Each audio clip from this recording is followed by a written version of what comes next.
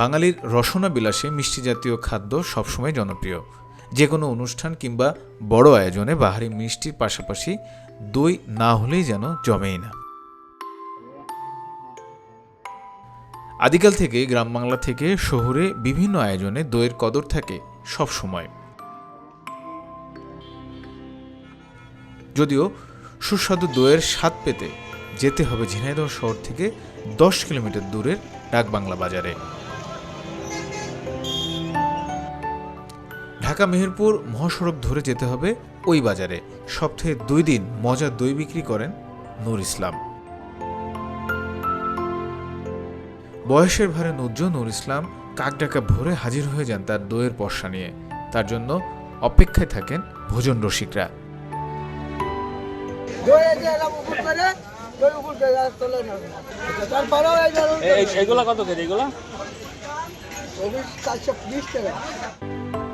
কিন্তু তার দই কেন বিখ্যাত, কি আছে এই দইয়ে, সে বিষয়ে মজার কিছু ব্যাখ্যা দিয়েছেন নূর ইসলাম।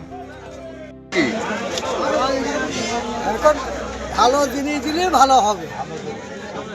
দুধ যদি গরুর দুধ ভালো দেওয়া হয় দইও ভালো হবে।